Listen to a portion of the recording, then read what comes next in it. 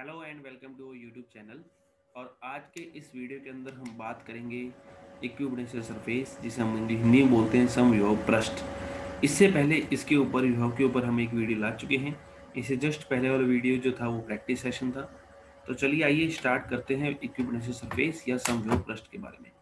तो देखिए, नाम से ही पता है इक्विपोटेंशियल सरफेस मतलब कि ऐसा सरफेस जिसके हर पॉइंट पर जो पोटेंशियल होता है या जो विभव होता है वो क्या रहता है, सेम रहता है। जैसे मान लीजिए हमारा एक सरफेस है, तो ये हमने पॉइंट ए, ये बी, ये सी, कोई तीन पॉइंट उठाए, तो तीनों पॉइंट पर जो विभव है या जो पोटेंशियल है वो क्या है, सेम है।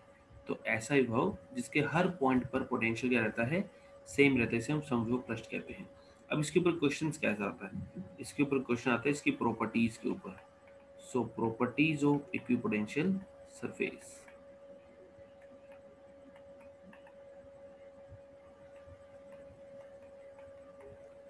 समविभव पृष्ठ की विशेषताएं। ओके, तो देखिए क्या प्रॉपर्टी है इसकी।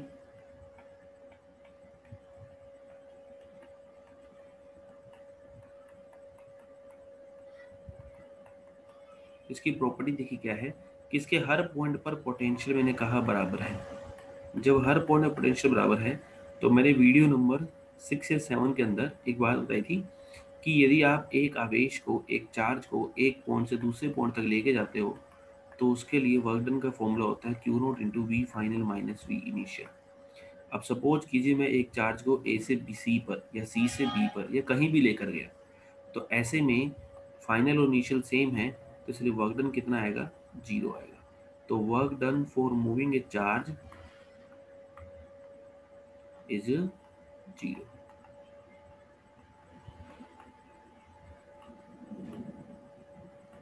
ठीक है, किसी आवेश को एक बिंदु से दूसरे बिंदु तक ले जाने में किया गया जो कार्य होता है वो क्या होता है, जीरो होता है। ये होता है हमारे पास पेज नंबर 1। नेक्स्ट देखिए, अब हम आगे बात करते हैं पेज नंबर 2 के ऊपर चर्चा करते हैं। तो पेज नंबर 2 देखिए क्या आता है इसके अंदर, सेकंड क्वेश्चन क्या आता है। तो सेकंड क्वेश्चन इसके अंदर आता है, सेकंड जो प्रॉपर्टी इसके अंदर आती है कि they can not intersect each other.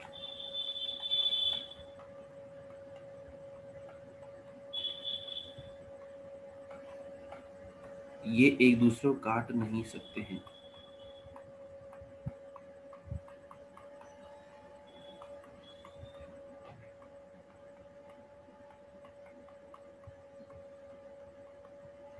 ठीक है, क्यों नहीं काट सकते। तो सपोज कीजिए, मान लीजिए एक दूसरे को काट गए, कि ये मान लीजिए एक है, ये इसके ऊपर 5 वोल्ट है, और एक मान लीजिए हमारे पास ये एक और है और उसके ऊपर 3 वोल्ट है। अब ये दोनों एक दूसरे को काट गए।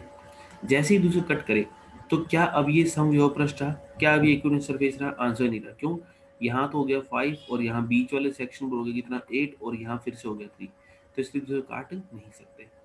नेक्स्ट आती है तीसरी नंबर प्रॉपर्टी। देखिए तीसरी नंबर प्रॉपर्टी क्या आती है इसकी। तो तीसरी नंबर प्रॉपर्टी आती है कि इसके किसी भी बिंदु पर, मतलब जो इलेक्ट्रिक लाइंस होती हैं,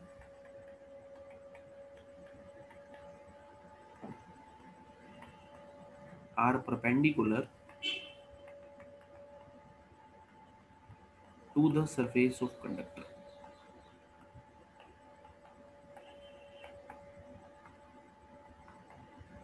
ठीक है, यह सरफेस ऑफ इक्विपोटेंशियल सरफेस।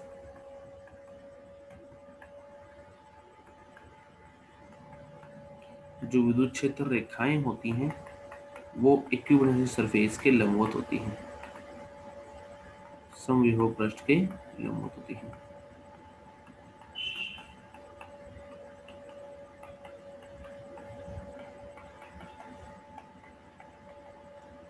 तो ये है हमारी तीसरी प्रॉपर्टी। नेक्स्ट आती है फोर्थ प्रॉपर्टी कि इनकी हायर डेंसिटी, जहां इनके बीच की दूरी कम होगी, हायर डेंसिटी जो है हाई इलेक्ट्रिक फील्ड को बताती है।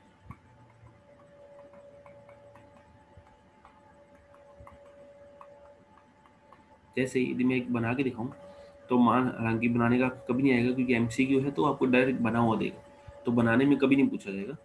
तो ये मान लीजिए क्यू चार्ज है और आपके इस तरह से ये हमारे पास क्या है, इलेक्ट्रिक लाइंस, विद्युत क्षेत्र रेखाएं हैं। अब देखिए यहाँ शुरू में क्या होगा, इलेक्ट्रिक पास पास होगा, क्योंकि हमें पता है किसी आवेश के कारण जो विद्युत क्षेत्र होता है वो के क्यू अपॉन आर स्क्वायर। तो ई जो होता है 1/r² के इनवर्सली प्रोपोर्शनल होता है। तो आर बढ़ेगा तो ई जो है वो घटेगा।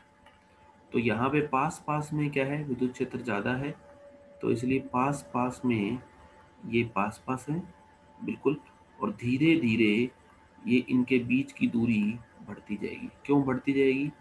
क्योंकि दूर जाने पर विद्युत क्षेत्र क्या होता जा रहा है, कम होता जा रहा है। तो जो मैंने पिंक वाले बताए हैं ये क्या है, ये है हमारे पास समविभव पृष्ठ, जिसे आप कहते हैं इक्वी पोटेंशियल सरफेस। और ये हमारा क्या है, ये ब्लैक वाली मैंने बनाई है, ये हमारी क्या है, ये हमारी है electric field lines.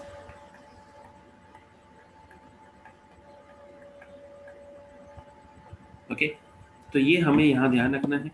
So this is the page number 3 of today lecture. Next देखिए क्या आता है। नेक्स्ट आता है हमारे पास समविभव पृष्ठ के बाद some important points regarding conductor.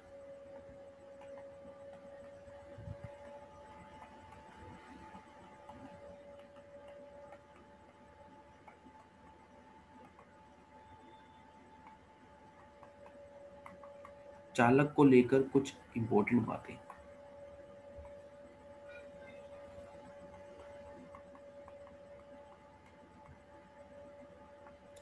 चालक से संबंधित कुछ बातें।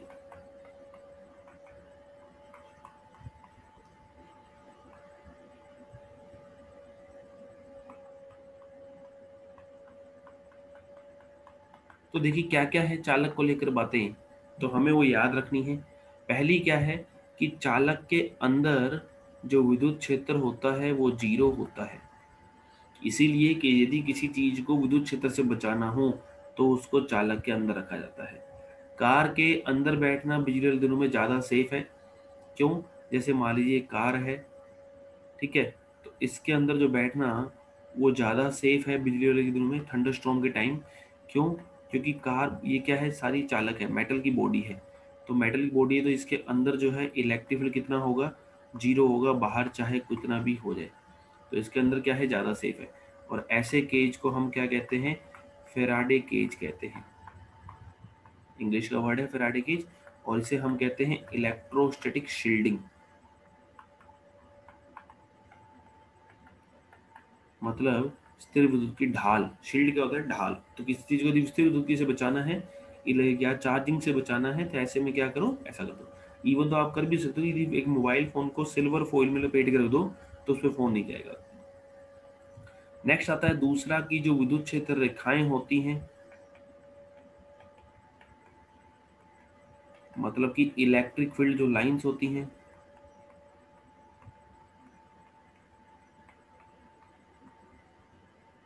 आर परपेंडिकुलर, मतलब लंबवत होती हैं।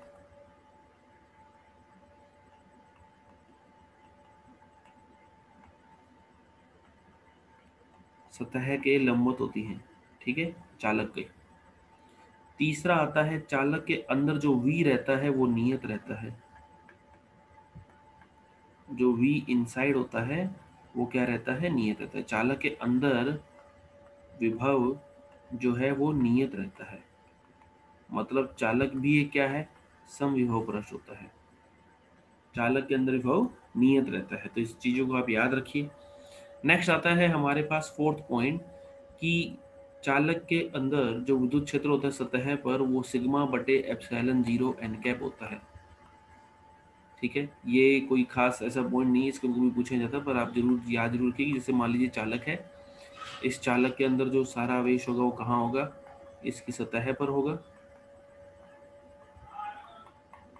तो सतह पर होगा तो इसके अंदर जो विद्युत क्षेत्र होगा वो लंबवत होगा, और सतह पर और कितना होगा, वो होगा सिग्मा बटे एप्सिलॉन 0, सॉरी सिग्मा बटे एप्सिलॉन 0 एन कैप होगा।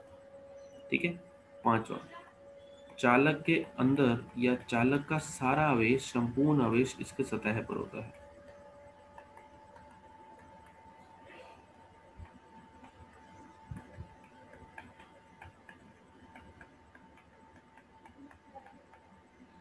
The total charge of a conductor exist along the surface of conductor। चालक की सतह पर जो होता है वो सारा आवेश होता है। तो इन चीजों को आप याद रखिए। ये है हमारा पेज नंबर 5। तो यहाँ आके हमारे पास इलेक्ट्रोस्टैटिक 1 और इलेक्ट्रोस्टैटिक 2 का विभव वाला पोर्शन और द्विध्रुव वाला पोर्शन, सारे पोर्शन अभी तक हम कर चुके हैं और यहाँ आके वो पूरा हो जाता है। ठीक है, अब इसके ऊपर एक दो छोटे मोटे क्वेश्चंस कर लेते हैं, जो कुछ शॉर्ट ट्रिक से क्वेश्चन है। जैसे देखिए क्या है कि क्वेश्चन बोला गया कि हमारे पास यहाँ पर इस तरीके से दो चार्ज रखे हुए हैं, एक 4 कूलम है, एक 16 कूलम है। कह रहा है at what point electric field will be zero.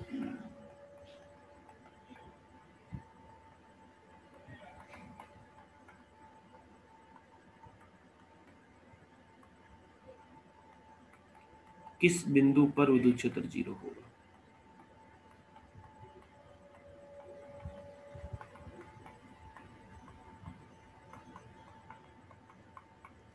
तो यदि हम इसकी शॉर्ट ट्रिक की बात करें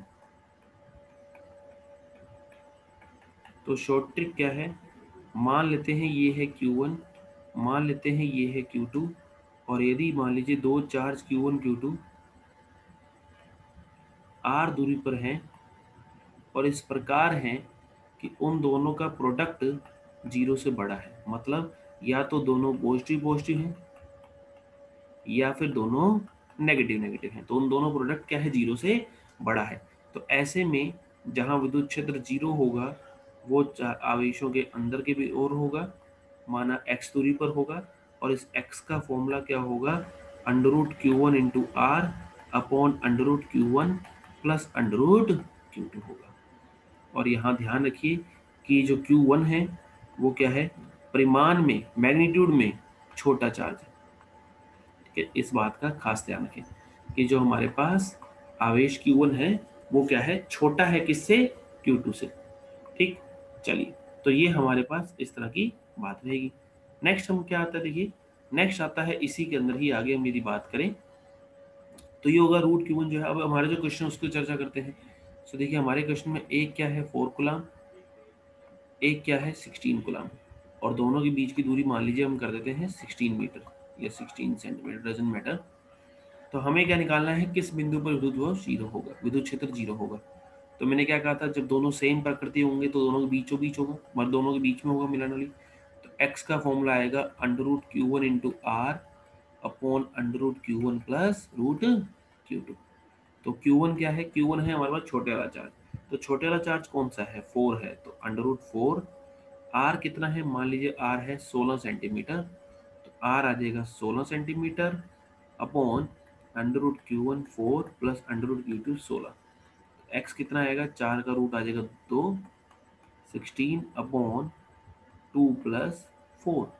तो हमारे पास यहाँ से x कितना आएगा, 2 इंटू 16 अपॉन 2 प्लस 4 कितना आएगा 6, तो x कितना आएगा 16/3, ये आंसर होगा। तो ऐसे में आपको कुछ भी करने की जरूरत नहीं, डायरेक्ट आप ये शॉर्ट ट्रिक यूज कर सकते हैं। So this is the page number 7 of today lecture. Next आता है हमारे पास, देखिए क्या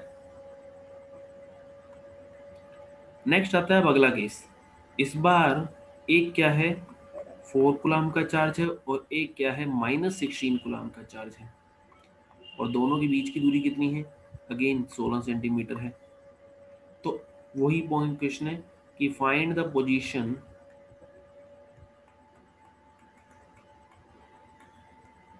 where the electric field will be zero.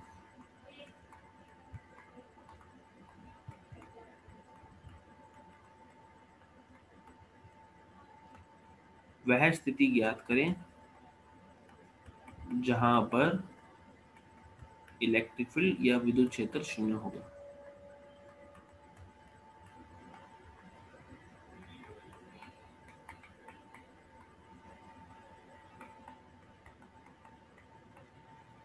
तो देखिए हमें वह स्थिति ज्ञात करनी जहां पर विद्युत क्षेत्र जीरो है। तो ऐसे में क्या होगा, मैंने क्या बोला कि विद्युत क्षेत्र जीरो होगा छोटे वाले चार्ज के पास। तो देखिए मान लीजिए यहाँ हमारे पास है Q1, यहाँ हमारे पास है Q2, और दोनों के बीच की दूरी कितनी है, r है, मान लेते हैं। और अभी जो हम केस करने जा रहे हैं वो क्या है, Q1 into Q2 less than zero है। लेस देन जीरो मतलब या तो एक प्लस है और एक माइनस है तब लेस देन जीरो आएगा, या फिर एक माइनस है दूसरा प्लस है फिर लेस देन जीरो आएगा। मतलब कि Q1 व Q2 are of opposite nature, दोनों विपरीत प्रकृति के आवेश हैं।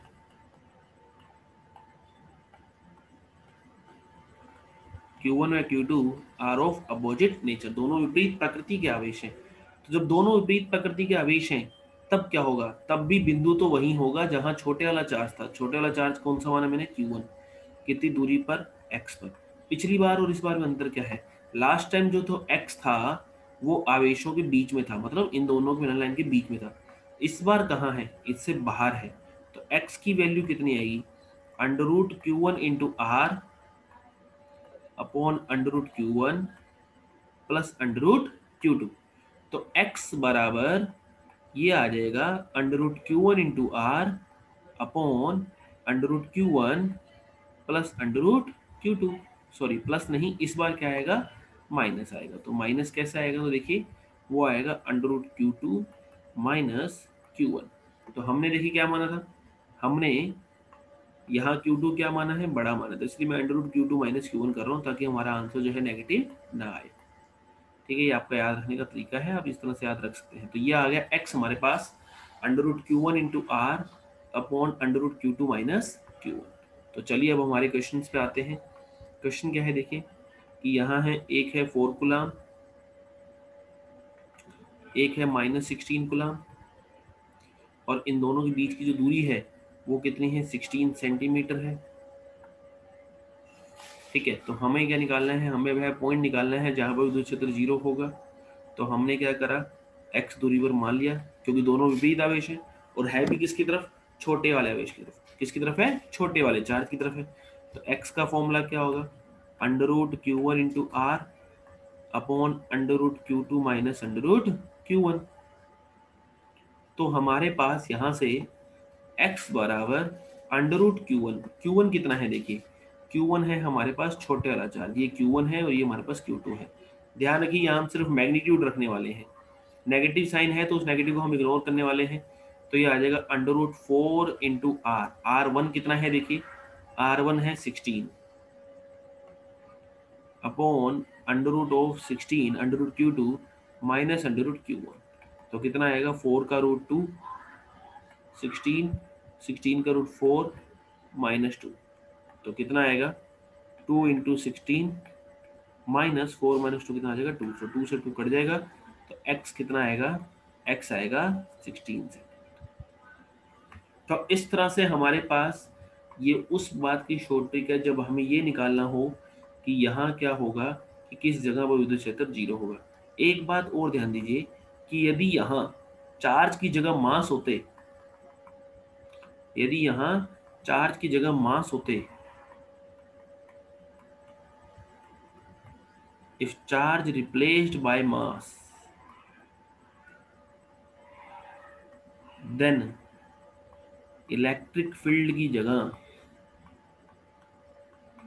क्या वर्ड आता, वो आता ग्रेविटेशन फील्ड। अब मास तो नेगेटिव हो नहीं सकते ना, तो इसलिए जो वो पॉजिटिव वाला केस जो मैंने बताया था, जो पहले वाला केस बताया था वो इसके अंदर चलेगा, है ना, दोनों सेम चार्ज के। तो इलेक्ट्रिक फील्ड जगह ग्रेविटेशन फील्ड 0 होता। इलेक्ट्रिक फील्ड मतलब क्या होता है, इलेक्ट्रिक फील्ड मतलब होता है विद्युत क्षेत्र, और ग्रेविटेशन फील्ड मतलब क्या होता है, ग्रेविटेशन फील्ड मतलब होता है गुरुत्वीय क्षेत्र। तो विद्युत क्षेत्र जगह क्या होता, गुरुत्वीय क्षेत्र जो है वो 0 होता। तो ये हुआ हमारे पास ग्रेविटेशन फील्ड की कहानी।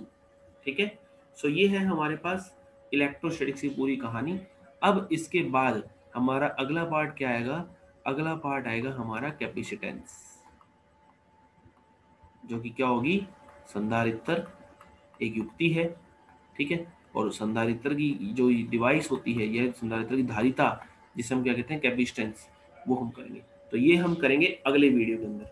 आज के वीडियो के अंदर हमने बात करी है सिर्फ कहाँ तक की, हमने सिर्फ बात करी इलेक्ट्रोपोटेंशियल तक की। तो यहाँ आने तक वीडियो तक, इस वीडियो तक हमारा पूरा चैप्टर हो चुका है, सिर्फ 1 एंड 2, और इसके अंदर कैपिस्टन्स बचा है जो अगले वीडियोस के अंदर आएगा।